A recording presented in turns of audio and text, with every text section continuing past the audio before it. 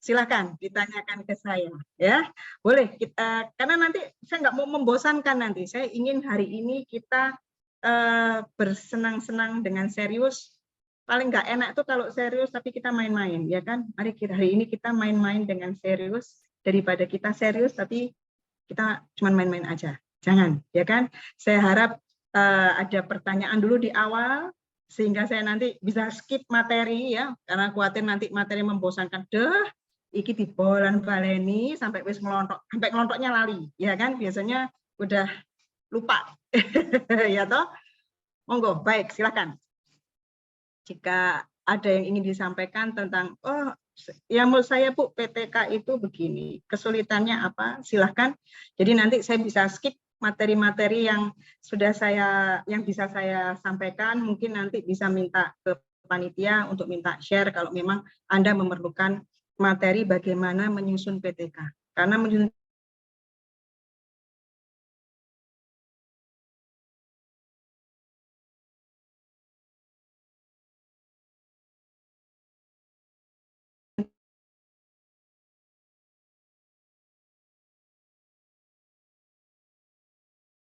pertanyaan sedikit saja, ada clue sehingga saya nanti oke. Baik, jadi saya nanti nggak perlu berpanjang kali lebar kali tinggi, saya bisa menceritakan hal yang lain ya. Kebetulan saat ini saya juga juri lagi nih Mas Rizky untuk tahun 2022 dan ada dari sekolah inklusif Ponorogo kayaknya. Inklusif atau sekolah ini ya, SLB ya. Ikut lomba juga. Hari Sabtu besok grand final. Hari Sabtu besok grand final. Ada 10 dari SD ya, TK SD se-Indonesia. Ada dari Makassar, ada dari Padang, dari Jawa banyak ya. Tuh. Oke, silakan teman-teman, mungkin ada pertanyaan. Tidak ada? Belum? Oke, baiklah. Izin saya share dulu tentang PTK. Sebenarnya PTK itu mudah teman-teman. PTK itu adalah penelitian tindakan kelas. Izin saya share dahulu hari pertama. Oke, baik. Sudah nampakkah? Sudah. Oke, baiklah. Oke, saya mulai saja. PTK, penelitian tindakan kelas, yaitu perbaikan praktek pembelajaran agar pembelajaran menjadi lebih efektif. Sebentar. Kurang besar ya, enggak ya? Tidak ya? Tujuannya dari seminar ini adalah saya harap teman-teman guru di Ponorogo dan sekitarnya ya memahami konsep PTK, desain atau rancangan PTK, kemudian ada proposal. Jadi Bapak Ibu, sebelum Anda menyusun suatu laporan PTK, Anda harus membuat proposal dahulu. Proposal itu adalah pengajuan di mana Anda diminta, ini loh, saya itu ada masalah di kelas. Murid saya itu yang biasanya online, tiba-tiba harus offline. Sehingga biasanya ini ngerjakan ibunya, mamanya, bundanya, kakaknya atau siapapun itu, tiba-tiba harus di sekolah harus mengerjakan sendiri. Sehingga ada kesulitan dalam menulis dan sebagainya. Itu gimana ya enaknya ya, saya apakan ya. Kalau misalnya saya ajak bermain gitu, metode permainannya make a match gitu, misalnya mencari harta karun atau make a match dan sebagainya, kira-kira bisa enggak ya? Itu ditulis dalam bentuk suatu proposal. Izin dulu. Kira-kira judulnya itu layak enggak? Terkini enggak? Kalau sudah terkini oke, baru Anda melakukan suatu penelitian.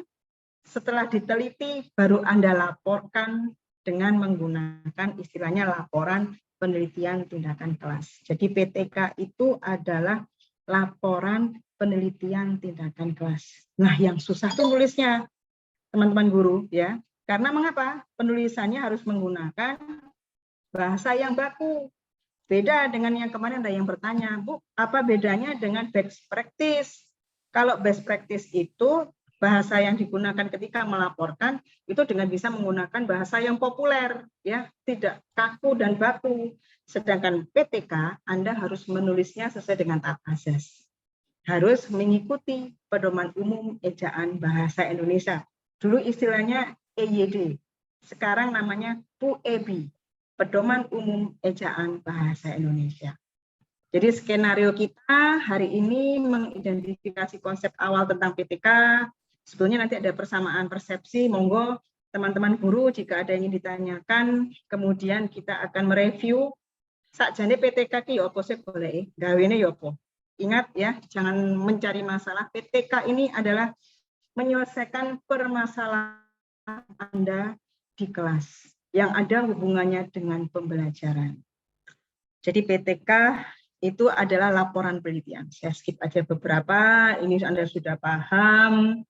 Ini pengertian PTK itu adalah sifatnya reflektif dan melakukan tindakan. Namanya saja penelitian tindakan kelas. Contoh nih, tadi, Bu, murid saya yang awalnya online jadi offline nggak mau nulis, Bu. Bagaimana kalau kita buat permainan harta karun, di mana dia setiap menemukan harta karun, dia harus melaporkan dalam bentuk tulisan. Dia harus menulis apa yang dia temukan. Setelah dia menulis atau menulis kata kunci yang dia temukan, kemudian dia melaporkan. Berarti dia akan belajar selain menulis, dia akan memiliki kemampuan berbicara. Keterampilan berbahasa ada 4. Ya.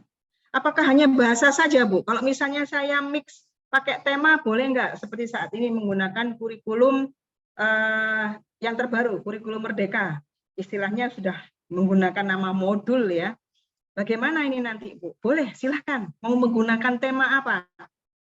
Bisa nggak, Bu? Oh, tentu aja bisa. Ya, karena keprofesionalisme Anda, bagaimana cara Anda melakukan suatu kegiatan pembelajaran.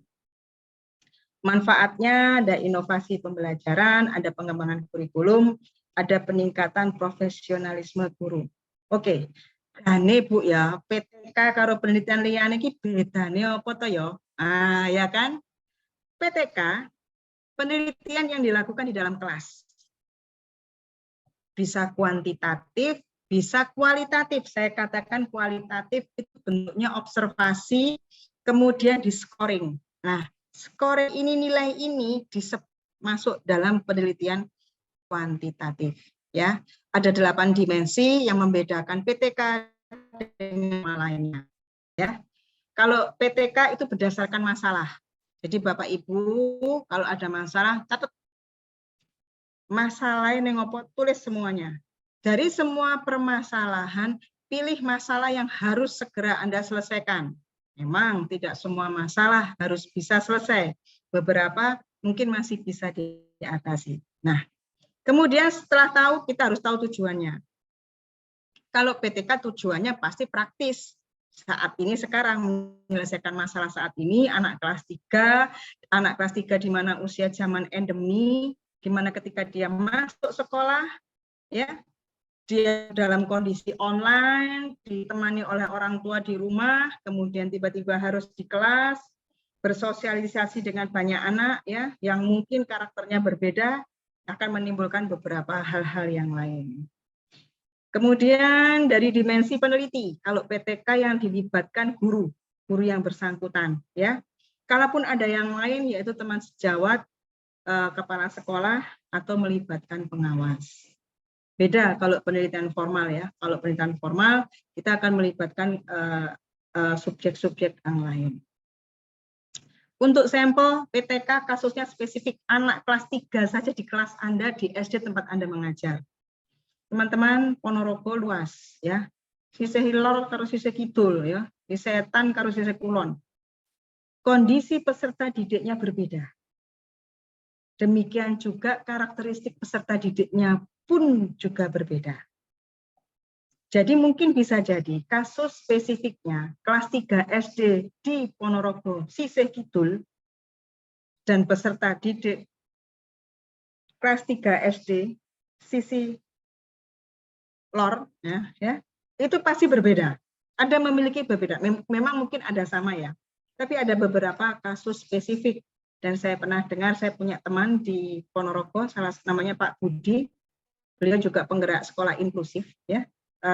Itu pernah menulis sama-sama tentang anak-anak yang berkebutuhan khusus. Kemudian dimensi metodologi. tidak terlalu ketat, tapi penekanannya pada objektivitas imparsialitas. Jadi metodologinya hanya ada siklus 1, siklus 2, nanti kalau tidak selesai berarti tindakannya keliru dan sebagainya. Beda dengan penelitian formal, lebih terstandar dan sebagainya.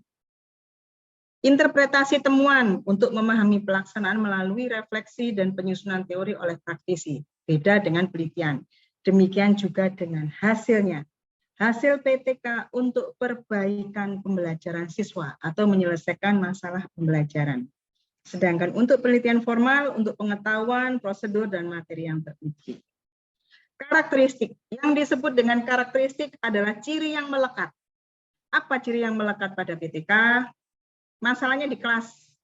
Ada kolaborasi antara Anda, peserta didik, teman sejawat, kepala sekolah, mungkin pengawas.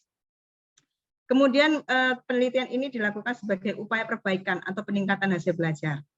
Ya. Tidak untuk digeneralisasikan. Jadi misalnya penelitian di SD kelas Ponorogo Kidul karo Lor tidak bisa disamakan. Beda. Kenapa? Karena karakteristik peserta didiknya beda. Sing Kidul misalnya ada anak kebutuhan khususnya, banyak anak kebutuhan khususnya, Bu. Beda karo yang Lor. Kalau yang Lor hampir tidak ada. Jadi ketika pembelajaran tidak ada hambatan yang signifikan. Nah, misalnya seperti itu. Kemudian tidak perlu populasi atau sampel. Kemudian tidak mengenal kelompok eksperimen kontrol, nggak ada. Jadi ada kelas kontrol, kelas eksperimen tidak ada untuk PTK, ya. Dan proses ini melalui siklus maksimal kalau untuk PTK ada 5 siklus. Ada beberapa prinsip PTK yang harus Anda ketahui. Pertama, tidak mengganggu komitmen sebagai guru. Tidak mengganggu proses pembelajaran. Masalah yang dipilih adalah masalah yang betul-betul merisaukan, yang betul-betul segera diselesaikan. Ya, harus ada cara menyelesaikan masalah tersebut. Kemudian guru mengikuti prosedur etika berorganisasi, misalnya Anda ingin meneliti anak kelas 3 karena tahun depan Anda mengajar siswa kelas 3, saat ini Anda mengajar kelas 5. Tahun depan Anda sudah ada sounding dari kepala sekolah, Bu, nanti tahun depan Anda ngajar kelas 3 ya. Oke, kalau gitu saya harus melakukan suatu penelitian kenal dulu sama anak kelas 3. Izin dulu, Bu, ke wali kelas 3. Kalau membuat RPP, izin dulu ke guru kelas 3. Saya izin ya, ini RPP saya. Oh ya, ditandatangani oleh guru kelas, mengetahui kepala sekolah. Itu yang disebut dengan prosedur etika berorganisasi. Kemudian permasalahan tidak dilihat secara terbatas dalam konteks kelas, tapi secara keseluruhan. Bentuk-bentuk PTK sebagai peneliti ya, ada kolaboratif, ada yang terintegrasi, misalnya tidak hanya hasil belajar saja yang diteliti, bisa saja yang Anda teliti adalah aktivitas belajar siswa. Tadi saya kasih contoh, kalau menggunakan metode bermain harta karun, ya kan, terintegrasi bisa nggak antara bahasa Indonesia dan matematika? Bisa jadi, ya. Jadi bisa jadi adanya terintegrasi mata pelajaran dalam kegiatan proses belajar mengajar. Kemudian ada administrasi sosial eksperimental, jadi Anda melakukan suatu kegiatan eksperimen, ya, aktivitas siswa selama ini belajarnya online, tiba-tiba harus offline. Bagaimana sportivitas anak-anak, bagaimana kolaborasi anak-anak, apakah mereka bisa bekerja sama, karena ternyata harapan di masa depan, nilainya tinggi, ranking 1, tapi jika tidak bisa bekerja sama, itu merupakan tidak bisa bekerja sama dalam tim, itu memerlukan nilai tersendiri. Dan itu bisa jadi tergradasi nantinya, walaupun IP-nya paling tinggi, nilainya paling bagus. Namun jika dia tidak bisa bekerja sama dengan tim, pasti akan tergradasi, ya, gugur. Jadi SD itu memang peletakan karakter dasar bagi generasi muda kita. Bidang garapannya apa PTK? PTK itu bisa yang Anda cek adalah metodenya. Anda ganti metodenya, ngajar yang keren bagaimana. Strategi itu ilmu. Kalau model itu bentuk pembelajarannya, model pembelajarannya seperti apa, namanya model. Teman-teman bedakan ya antara metode dan model. Metode itu langkah-langkah. Kalau model itu adalah bentuk. Ya, ada perbedaan di sini. Kelebihan dan kekurangan PTK. Kelebihannya ya, untuk kerjasama nanti ada memiliki rasa kepemilikan bersama, ada kreativitas, pemikiran kritis, kemudian ada kesepakatan dengan siswa dan sebagainya. Dan kekurangannya memang mungkin pengetahuannya kurang full ya, karena lebih ke sifat general ya, ke sifat umum, tidak fokus ke pengetahuan, tidak mengerjakan soal kemudian menjawab pertanyaan sesuai dengan soal, jadi tidak subjektif, pertanyaannya bisa deskriptif ya. Kemudian berkenaan dengan waktu, ciri-cirinya ya, ini ada minimum 2 siklus teman-teman ya, dan penulisannya menggunakan kalimat kata yang mengandung unsur EYD atau PUEB sekarang. PUEB baru dimulai tahun 2016 kalau tidak salah ya, atau 2008, saya lupa. Jadi awalnya EYD menjadi PUEB, Pedoman Umum Ejaan Bahasa Indonesia. Ini adalah siklus pelaksanaan PTK ya. Jadi ada siklus 1 dan siklus 2. Bedanya apa, Bu? Siklus 1 sama siklus 2. Bedanya kalau siklus 1 pakai metode harta karun, bermain harta karun, maka siklus 2 pun juga sama-sama menggunakan metode harta karun. Bedanya di mana, Bu? Bedanya di soal.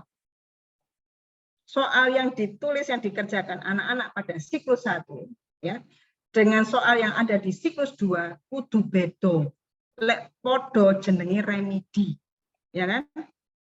Remedi mengulang kembali hal yang sama. Beda, kalau PTK ini siklus 1, metodenya sama, bermain harta karun, tapi soalnya beda, kajiannya beda. Mungkin siklus 1 membaca, kemudian berbicara. Siklus 2-nya membaca dan menulis yang dinilai. Jadi ada perbedaan teman-teman di sini, antara siklus 1 dan siklus 2. Dan itu harus menggunakan metode yang sudah kita pilih tindakannya. Yang saya contohkan tadi adalah menggunakan metode harta. Namanya prasiklus. Karena belum pakai tindakan apapun. Ya, disebut dengan prasiklus. Ini saya ada kode internet.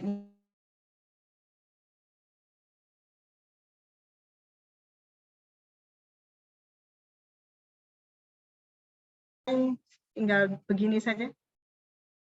Materi saya bisa ya? Oke, baik. Saya lanjutkan.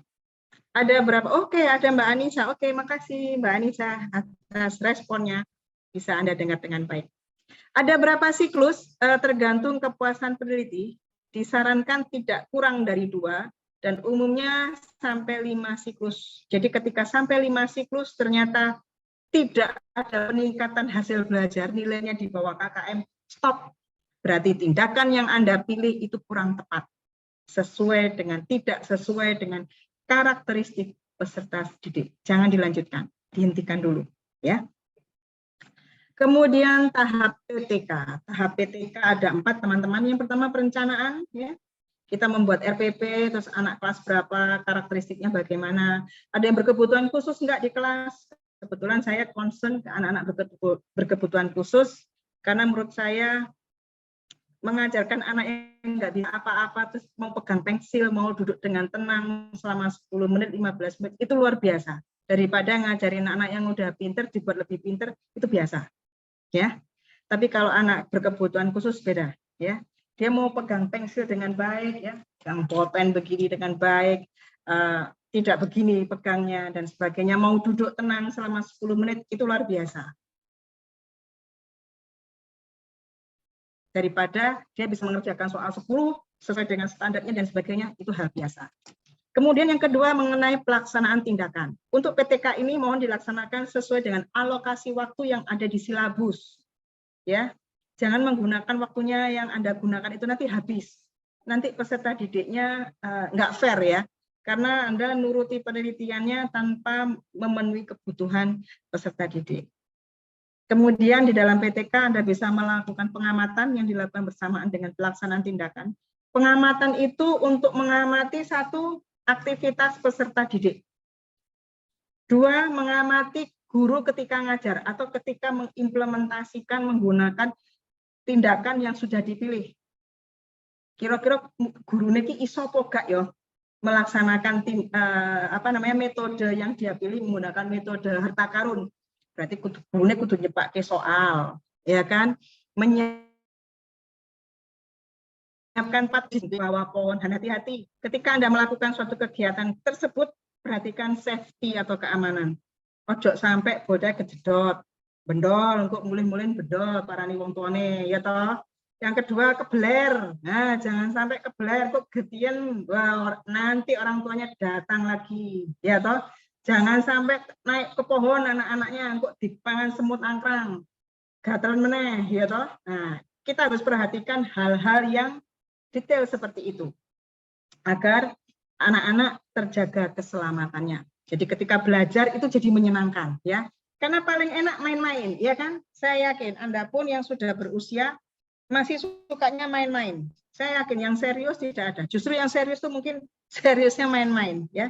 Kalau saya sukanya main-main tapi serius, ya. Lebih menyenangkan. Ilmunya lebih nancep. Dan yang terakhir adalah refleksi. Refleksi yaitu kegiatan mengemukakan implementasi secara tindakan. Setelah melakukan pembelajaran dengan metode harta karun main-main, ya kan? Kemudian kita lihat anak yang tadinya tidak mau berbicara enggak? Yang tadinya tidak bisa menulis enggak? Yang tadinya tidak bisa berhitung, bisa mengerjakan soal hitung-hitungan enggak? Karena kelas 3 biasanya yang dihitung adalah baca, tulis, dan berhitung atau calistung yang kita tahu. Kemudian untuk memulai suatu PTK, Bu, saya PTK-nya mulai dari mana ya? Please teman-teman guru, jangan Anda mulai judul suatu penelitian dari Google. Kok koyaknya judul ini enak yo? Nah, jangan. Itu akan menambah masalah. Ya. Kalau Anda ingin melakukan suatu penelitian, berawallah dari suatu permasalahan.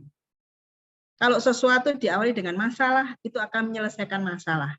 Tapi kalau Anda mencari judul dari asal ngambil saja, nanti akan menambah masalah buat Anda. Karena nggak pas dengan karakteristik peserta didik. Nggak pas dengan permasalahan yang Anda temui di kelas. Akhirnya dipaksakan, kacau nanti pelaksanaannya. Malah Anda bingung nanti, melaksanakannya malah bingung nanti. Terus akhirnya nggak selesai, ditinggal, sia-sia waktu yang terbuang. Ya kan? Lebih baik healing-healing toh, jalan-jalan begitu kan, daripada mengerjakan hal yang tidak berguna. Ya kan? Oke. Kemudian buatlah susunannya setelah jadwal, susunannya ada, libatkan pihak lain, dikontak dulu siapa yang mau. Ciptakan sistem umpan balik, kira-kira siapa nanti yang akan memberikan Anda saran, ya masukan. Usahakan teman sejawat, kalau tanya guru ya yang sudah sarjana pendidikan, kalau bisa ya PGSD, kalau tidak ya pengawas sekolah atau kepala sekolah, itu lebih baik. Lebih mumpuni mereka, ya. Kemudian Anda membuat jadwal penulisan, ini dia. PTK itu yang males nulisnya. Karena dari 4 keterampilan berbahasa yang paling sulit sekali adalah menulis.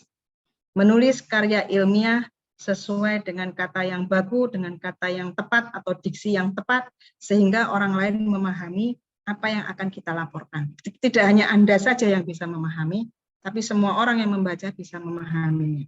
Oke. Apakah Anda memiliki masalah dalam pembelajaran? Nah, ini yang harus Anda jawab ketika Anda memulai suatu PTK. Cek teman-teman, Anda ngajarnya seperti apa? Apa seperti ritual, ya? Datang masuk kelas, ya kan? Sudut bibir diangkat, ya kan? Senyum, ya kan? Atau datang langsung mencureng. Nah, itu pilihan, ya, itu style, ya. Kemudian kalau sudah masuk di kelas, anak-anak buka buku ini halaman sekian, ya, tolong dibuka, kemudian dibaca. Anda duduk, sambil duduk, kemudian dia dibuka halaman ini, dikerjakan soalnya di kertas, di buku, setelah itu dikumpulkan, kemudian Anda koreksi, terus dibahas, selesai pulang. Itu ritual. Ya. Nanti mereka bekerja tidak seperti itu, teman-teman guru. Generasi kita ini nanti berikutnya, itu sudah mengalami hal yang namanya stres sosial. Sekarang sudah ada media sosial. Mereka harus ujaran-ujaran, informasi-informasi yang belum tentu kebenarannya. Ya kan? Mereka harus menghadapi orang-orang yang gaslighter, ya kan? Tukang komporan, ya kan? Kon gak nggak jepit diteleponi kok untuk bolokon. Nah, ini yang YouTube ono. Nah, nanti lo-loan di TikTok lah. Nah, itu ada. Hal-hal yang seperti itu ada, teman-teman. Kita harus mengajarkan kepada anak-anak untuk memahami, ya, gak gampang baperan, gak gampang nyolot, memahami segala informasi yang mereka terima. Ya, tantangan guru SD nambah lagi, ya. Tidak hanya pengetahuan saja, tapi juga emosional, ya. Kemampuan emosional juga harus Anda latih sejak dini. Ojo ngenteni tuwek kesuwen ya selak kotot angel, ya kan?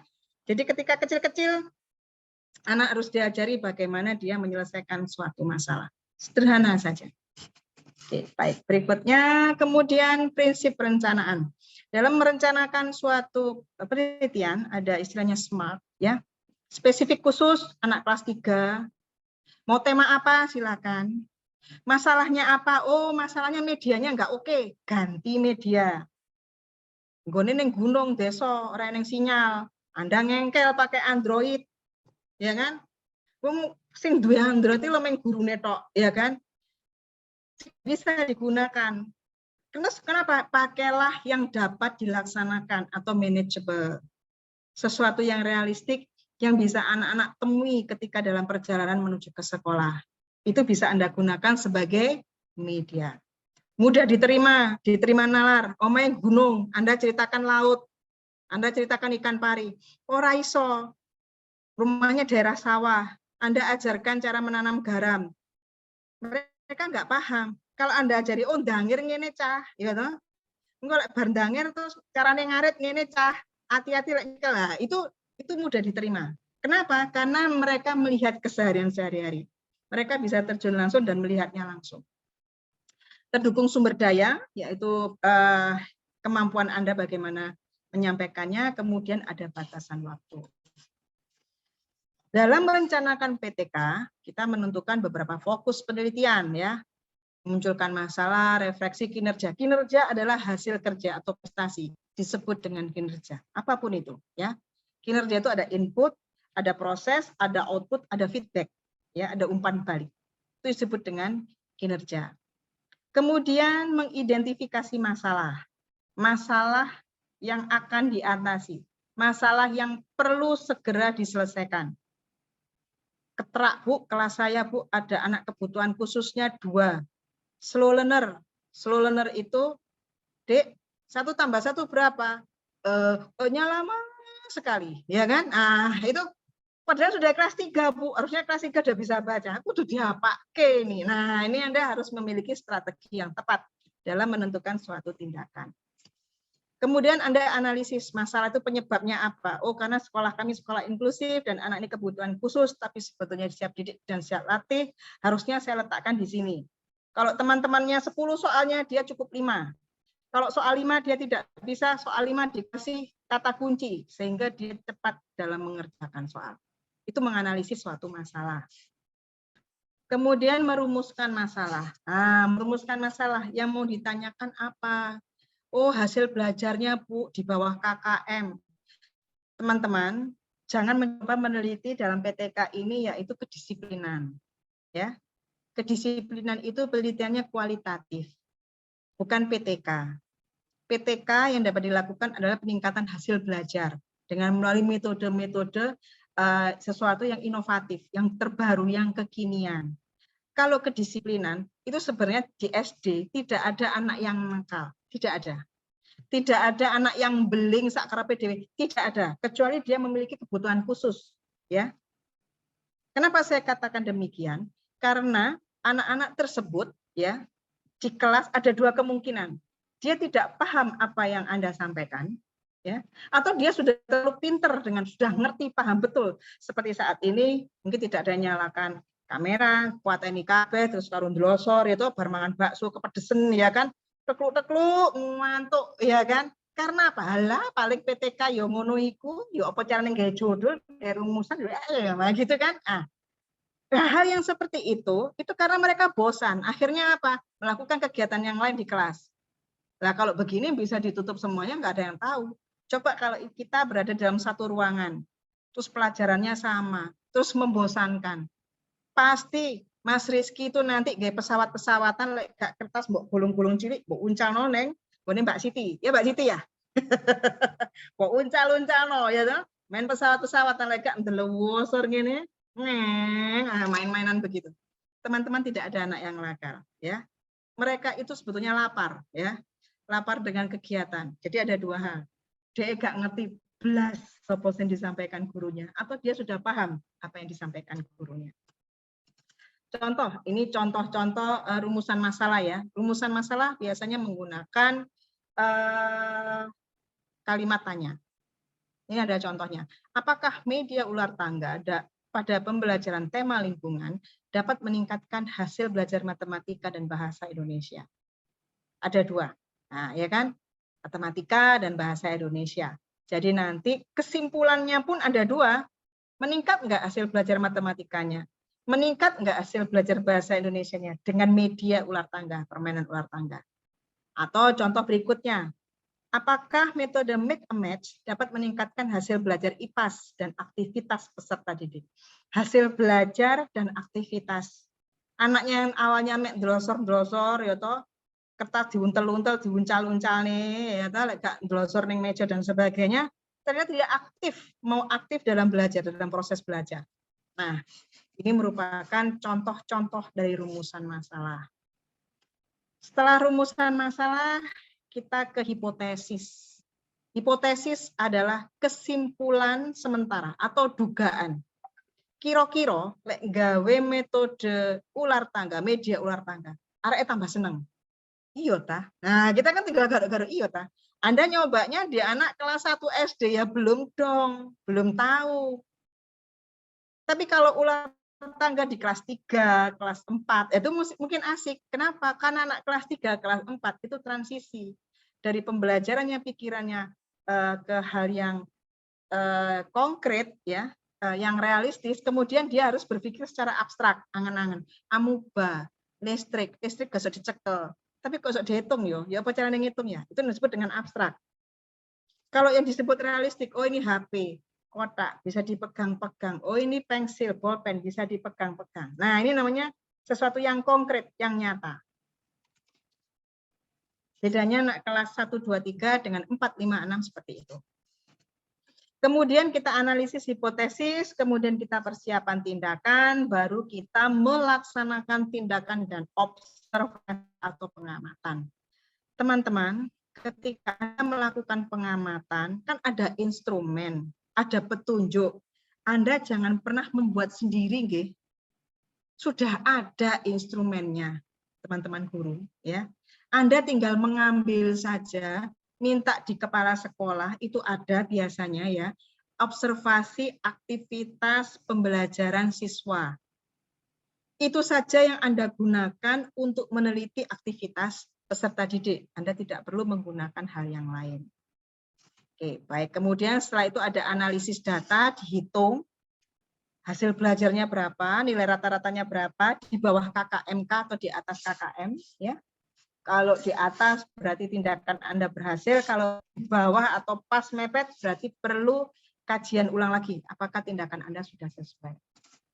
Yang terakhir adalah tahap refleksi, yaitu merefleksikan kembali apa yang sudah Anda lakukan penelitian, apakah ada saran, jadi nanti misalnya Anda meneliti kelas 3 SD yang akan naik ke kelas 4, lah ini nanti bisa, hasil penelitian Anda bisa dibaca oleh guru kelas 4 SD, ya, sebagai masukan, oh areke koyo ngene sing kelas 3 saiki.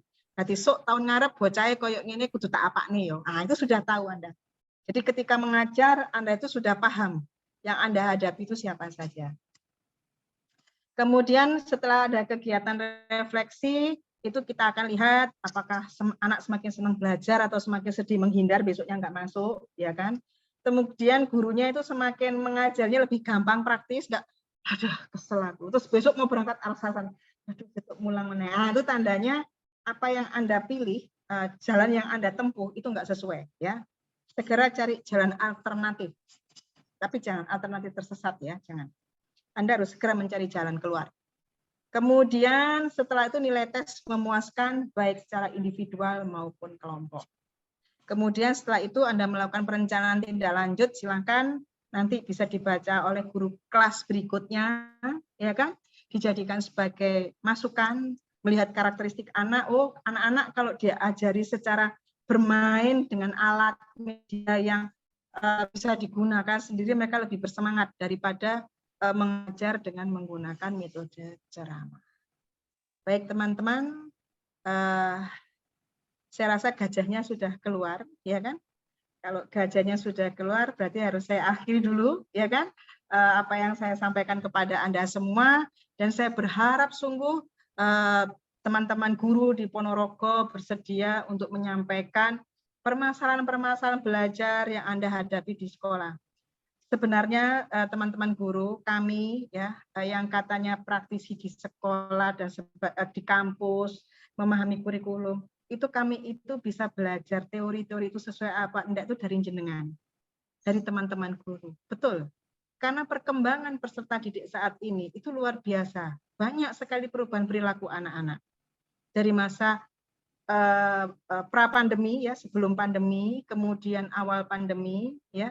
Setelah itu ketika pandemi itu terjadi, sekarang sudah mulai end pandemi, ya kan?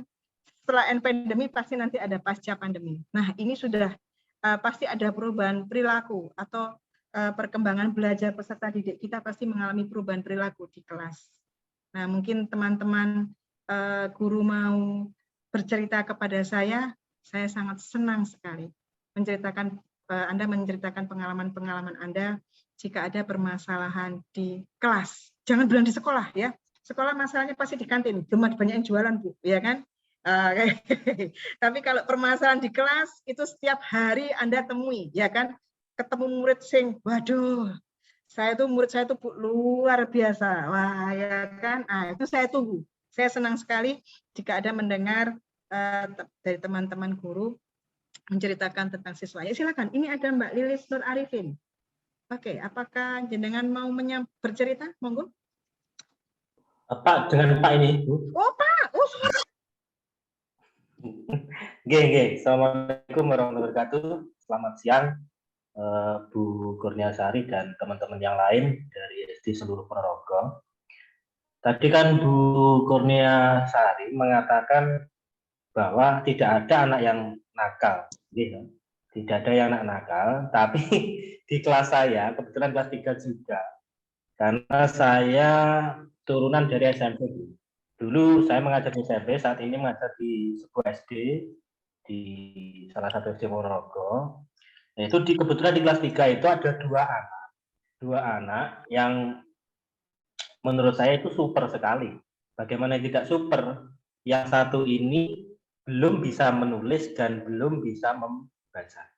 Terus yang satu itu sebenarnya dia itu mampu untuk mengerjakan sesuatu, untuk menulis, untuk menalar dan sebagainya. Cuma sangat hiperaktif, artinya mobil ke sana kemari, ke belakang, ke depan, ke tempat duduk saya. Yang satu kalau tidak saya sanding itu tidak akan diam. Nah itu seperti itu. Menurut Ibu bagaimana ya? Saya ingin bertanya ini. Solusinya bagaimana? Sampai saat ini saya belum bisa menemukan cara strategi. Ya. Nah, ya itu. Kuwi karo merem Pak Lilis, penak bocah-bocah kaya ngono kuwi. Ya. Teman-teman, mereka tuh butuh apresiasi. Ya. Panggil mereka. Guys, wah kita harus menggunakan bahasa anak kid zaman now ya Pak ya. Karena kita harus paham betul ya. Ya kan anak saya udah kuliah semua, udah semester akhir ya kan. Yang paling kecil udah juga kuliah juga ya kan. Jadi bahasa saya pasti bahasa kid zaman now gitu kan. Guys, you ya, besok ke kantor. Bantu Bapak kamu sekarang tak angkat jadi asisten. Jadi Pak Lilis, dua anak yang Bapak anggap sebagai troublemaker, jadikan dia sebagai punggawa Anda. Membawakan buku, membagikan buku buat dia sibuk sesuai dengan kemampuannya. Ya. Dia tidak bisa mengerjakan karena dia tidak paham apa yang Bapak sampaikan. Loh, tapi yang lain bisa ya Bu, kok cuma dua itu tok ya yang tidak paham. Karena kemampuan setiap anak menerima berbeda Pak, setiap individu itu unik. kita yang berada di sini pun itu unik, ya kan? Saya memang jarang kalau mengajar pakai mic, walaupun kelasnya gendut besar, saya jarang pakai mic. Karena kalau pakai mic saya mesti gelegean, Pak. Nah, ini nanti itu bukan back sound ya teman-teman, itu adalah gelegean saya. Nah, itu memang hal yang memalukan ya. Salah satunya seperti itu. Jadi caranya Pak Lilis, beri anak-anak tersebut kegiatan sesuai dengan kemampuannya. Bagi yang tidak bisa menulis tadi, ya, setelah selesai kasih hadiah, Pak. Hadiah bisa berapa saja, sesuai dengan kemampuan Anda, tidak perlu mahal, ya. Kalau perlu dalam bentuk bintang, di Ponorogo lah akeh toyo, debok pisang, ya toh, di PP, di lem, dibentuk bintang-bintang, ya kan.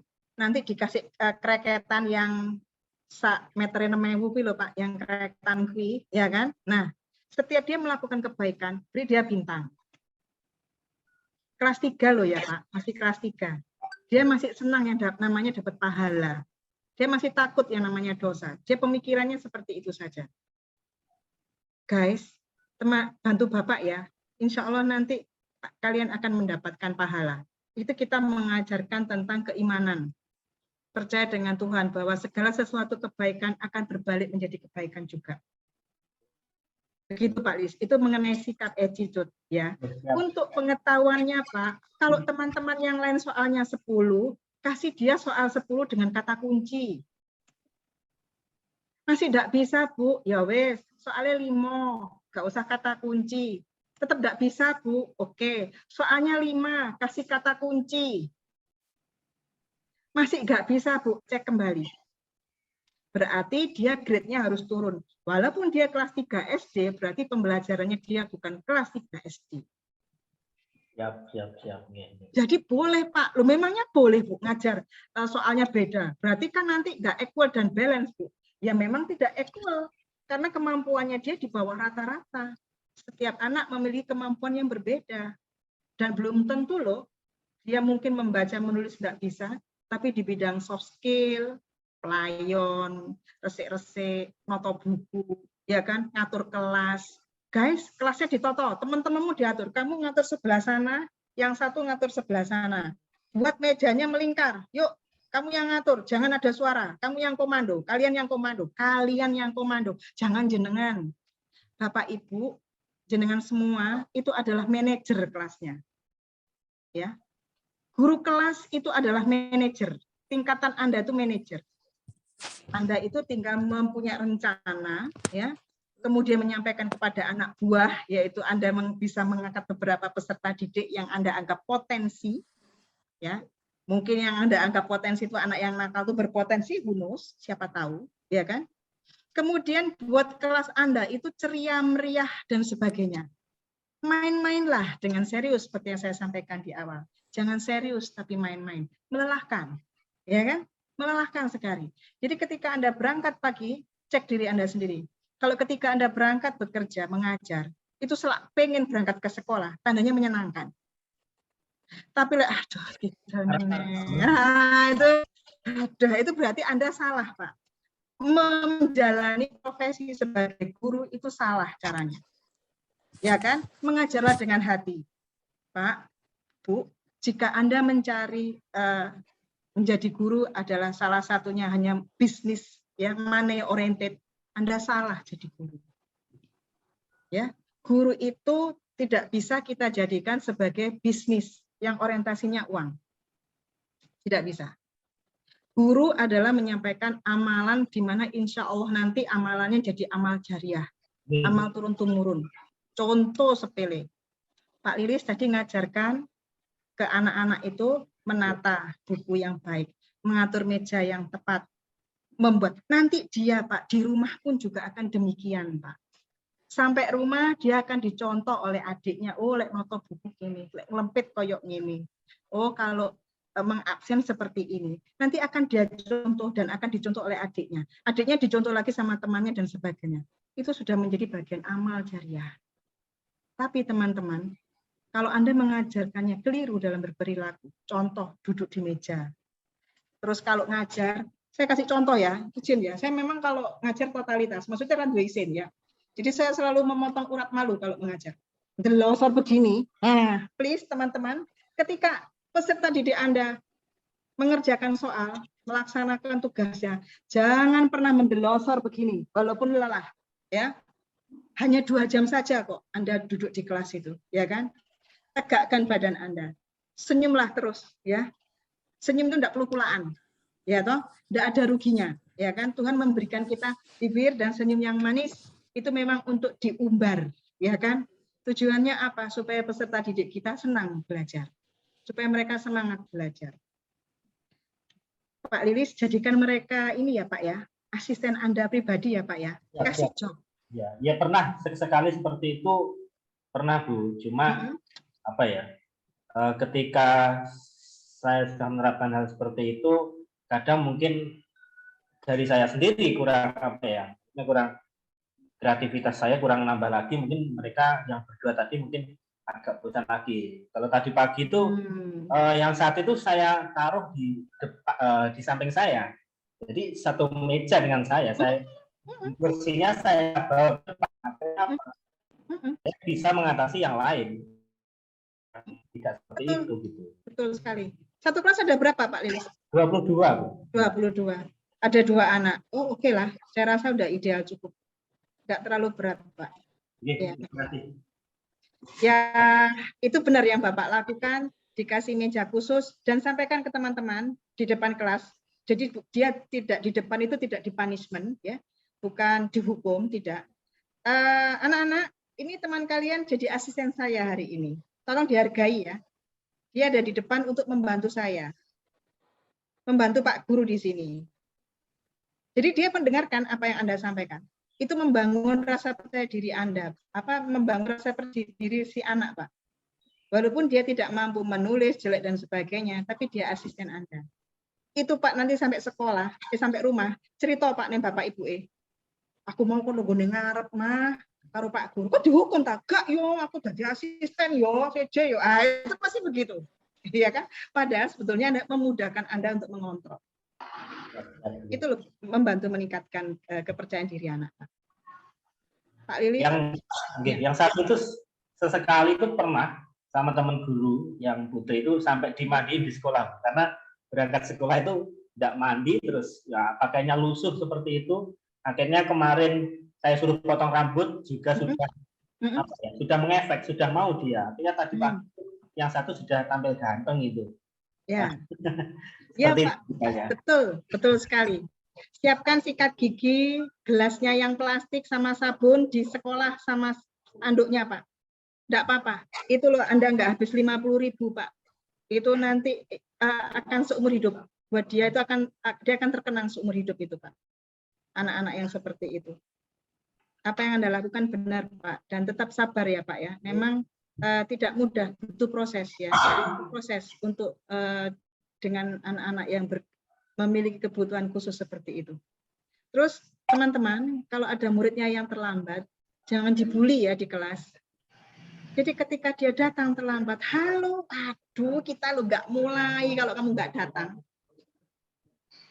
Kita tuh nunggu-nunggu loh. Gak kangen sama kamu. Besok tuh jangan lambat lagi supaya kita tuh kangennya terobati. Supaya kelasnya bisa segera dimulai, terus kita bisa main-main bareng di kelas. Ayo tos dulu, besok berangkatnya lebih pagi. Ya, nah, itu lebih menyenangkan teman-teman daripada Anda metenteng ngamuk, ya toh, terus luwe mangane akeh, ya toh mangane lembut kayak saya, ya toh. Jangan, ya kan? Mas Rizky, ya kita gemuk bukan karena kita marah, Mas, karena kita bahagia, ya. Oke, dan doyan makan. Oke, Pak Lilis, terima kasih. Apakah cukup, Pak Lilis? Cukup, Bu. Saya rasa terima kasih. Semangat, Pak. Ya, kalau ketemu anak-anak yang seperti itu, jangan menyerah ya, Pak, ya. Mereka ladang ibadahnya dengan, insya Allah, ya, insya Allah. Oke, siap. Bagi, monggo teman-teman guru yang lain. Wah, ini asik ini ya. Terima kasih. Monggo Bapak manajer ini, Ibu manajer. Ya. Barangkali manajer loh Anda tuh. Q&A ini. Tanya jawab kalau misalkan Q&A-nya nggak ada pertanyaan, mungkin bisa diarahkan ke sharing session ya Ibu ya? Ya. Monggo nih Bapak Ibu manajer. Silakan. Teman-teman, manajer itu boleh loh ganti kelas itu biar kelasnya nggak gitu-gitu aja. Kelas kasih tema karnaval, sekatenan, pasar malam. Kelasnya nanti dihias. Nggak boleh Bu sama kepala sekolah. Kalau nggak boleh minta izin, kita minta maaf saja. Oke? Kalau saya gitu. Ya, kalau nggak boleh minta izin, kita minta maaf. Ya kan? Gitu aja. Karena setiap perubahan peraturan baru itu karena ada peraturan yang lama yang nggak sesuai dengan kondisi saat ini. Jadi bolehlah kita itu mengganti aturan yang setidaknya kita taat azas. Apa sih taat azas itu? Pembelajaran tetap berlangsung. Secara administratif, anak-anak diberikan materi sesuai dengan kurikulum yang telah kita dapatkan dari pemerintah. Sehingga pembelajaran standarnya nasional dari Indonesia Timur sampai Indonesia Barat sama. Hanya bagaimana melaksanakannya sesuaikan dengan kondisi di tempat Anda. Ya. Ya, silakan Bapak Ibu manajer kelas. Manajer loh ya. Tak main-main ini, ya kan? Wewenang otoritas tinggi, ya kan? Oke. Dan Anda yang menentukan masa depan generasi bangsa. Monggo, silakan. Ada yang bertanya? Nggak usah malu-malu, Pak, ya. Saya bukan Cina, satu, ya. Karena pasti iki Cina ngomong Jawa ki wong endi gitu ya. Oke, saya original Jawa dari Blitar, Bapak Ibu, ya. Blitar Kidul sana, ya kan? Blitarnya mana? Dalam? Blitarnya mana? Saya istri Blitar juga. Blitar mana Pak jenengan? Saya Lodoyo Pak. Oh, lewati berarti. Wates sih. Pundi Pak jenengan? Wates, Wates. Oh Wates, oh Brompos. Biasanya ngelewati Brompos Pak. Lo lewati Lodoyo. Nggih, saged. Biasanya medal Brompos mriku kan Wates, Brompos terus medal Kaulon. Nggih. Ketawa seneng dolan iki bapak iki. Iki seneng nang pantai iki Mas. Karena ada pantai namanya Jolo Sutro, teman-teman. Keren. Ya, yang mau ngalap berkah, golek pesugihan, boleh ke sana. Engko lek gak sugih-sugih. Masuk angin iyo. Ya. Gak sugih-sugih tapi masuk angin. Oke. Kalau Jolo Sutro Pantai Tambak yang sudah saya. Oh, Tambak ki wis akeh anune lho, Pak. Banyak sudah nggak alami lagi ya. Kalau saya lebih senang ke Jolo Sutro. Cek itu yang jadi Bantengan masih lurus Pak. Saya Sukorejonya. Iya, Sukorejonya. Kali Gambir itu masih lurus lagi ke sana. Bantengan lurus lagi.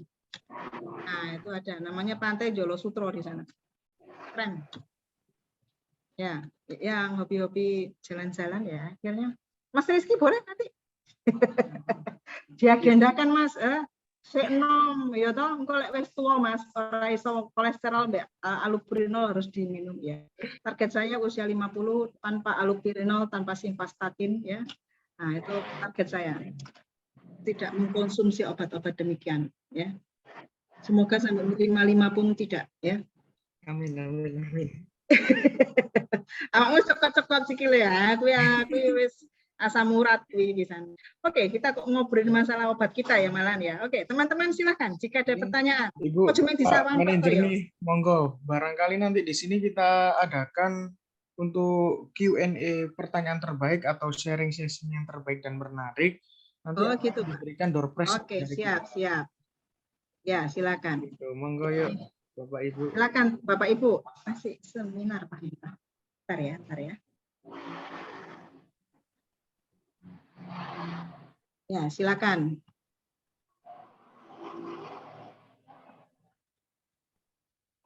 Silakan teman-teman mahasiswa. Kok mahasiswa? Saya ingin mahasiswa. Bapak Ibu, monggo silakan. Jika ada yang ingin ditanyakan yang berhubungan dengan kegiatan sekolah, monggo silakan.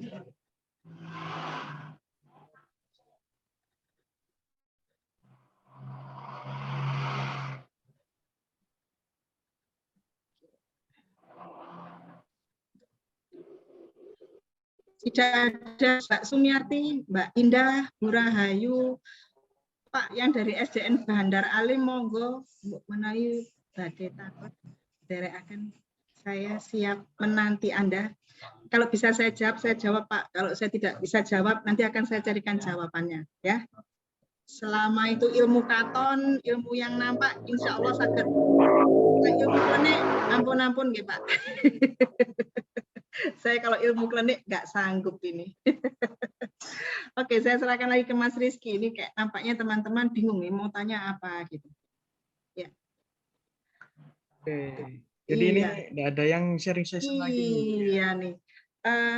Kemarin memang saya nggak ke Ponorogo ya waktu sosialisasi. Kemarin memiliki suatu perencanaan pembelajaran yang sifatnya universal design for learning.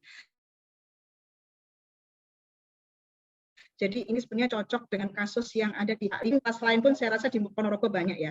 Sekolah inklusif sudah ada di Ponorogo. Teman-teman jika ada peserta didiknya berkebutuhan khusus bisa dilaporkan ke Dinas Pendidikan Kabupaten Ponorogo ya. Di sana ada salah satu pakarnya, beliau ngajar di mana saya lupa. Namanya Pak Budi tadi yang saya sampaikan. Itu juga merupakan pemerhati peserta didik yang berkebutuhan khusus. Mereka ini sebenarnya seperti yang dirasakan Pak Lilis, ini saya harus bagaimana Bu membuat perencanaan pembelajarannya, ya kan? Jadi yang tadi saya sampaikan, soalnya Pak Lilis, kalau misalnya yang lain 10, kasih dia 10 juga sama kunci jawaban. Gak bisa ya Bu, masih Bu, ya wes, soalnya 5 wes. Tapi jangan dikasih kunci jawaban. Tetap nggak bisa Bu, ya wes 5 kayak ono kunci jawaban. Tetap nggak bisa, kasih 2 Pak. Kemudian diubah kalimat pertanyaannya sehingga dia menjawabnya lebih mudah. Nah itu salah satu caranya seperti itu. Bapak Ibu ingin tahu rasanya bagaimana menjadi anak-anak yang nggak paham dengan apa yang disampaikan oleh guru? Ingin mencoba? Saya bisa mensimulasikan bagaimana rasanya menjadi anak-anak yang nggak paham apa yang disampaikan guru. Ingin tahu? Oke, kita yang on cam ada berapa ini Mas Rizky kira-kira nih? Ada operator, ada 4, 5, 6 ya sama jenengan ya? Iya Ibu. Oke, baik. Nggak apa-apa. Saya izin ya, saya izin. Monggo, Ibu. Tidak berusaha membodohi Anda, tidak ya. Tapi saya ingin Anda merasakan seperti apa rasanya anak-anak ketika menerima materi tapi dia nggak paham apa yang Anda sampaikan. Ya, monggo. Oke, kita mulai simulasinya. Oke. Guten Tag, wie geht es Ihnen? Danke gut. Hast du Mittag gegessen? Noch nicht?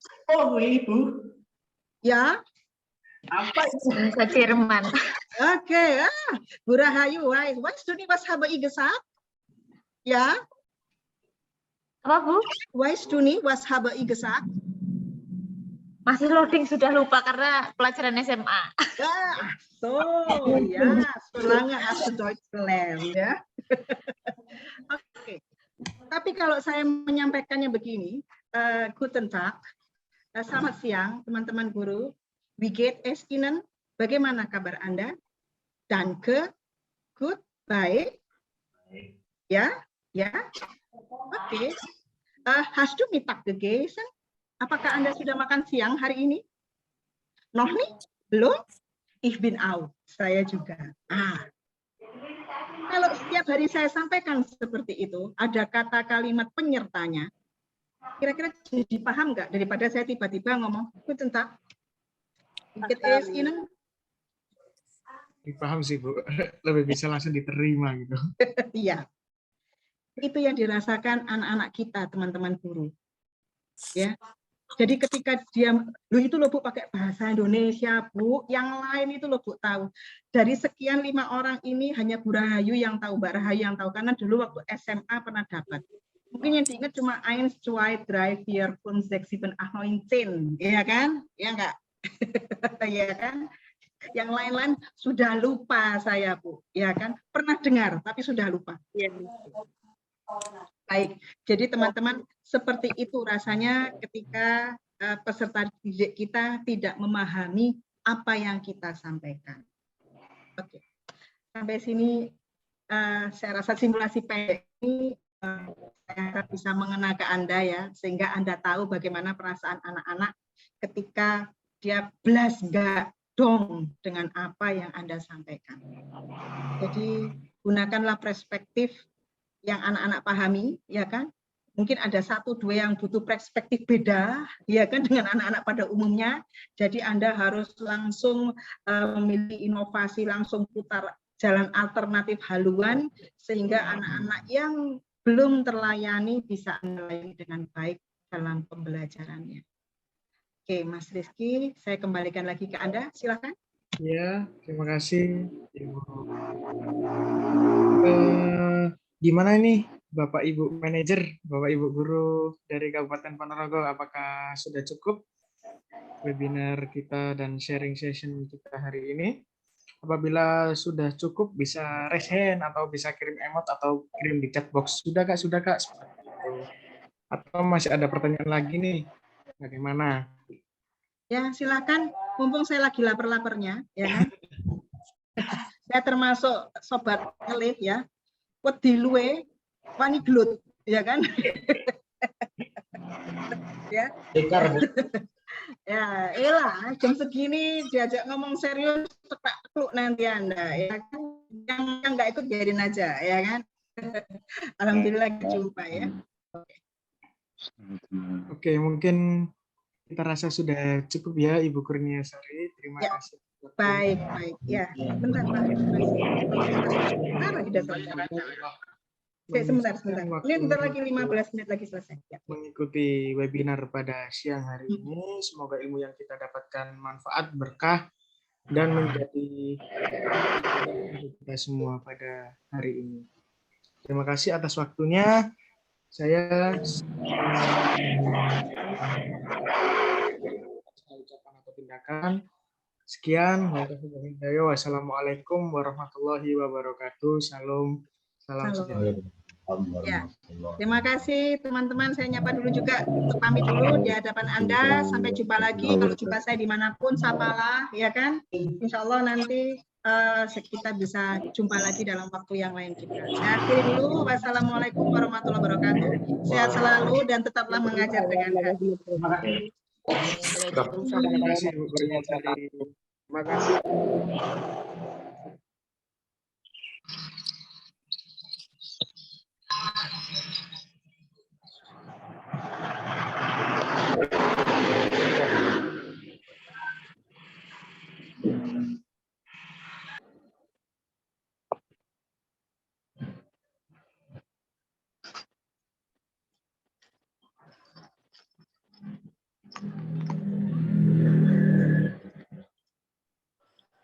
Itu ya, berangkat ya.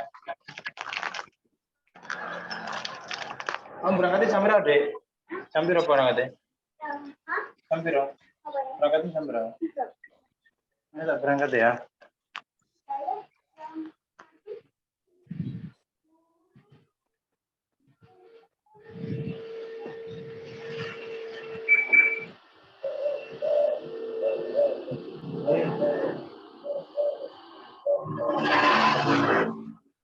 Jangan dong.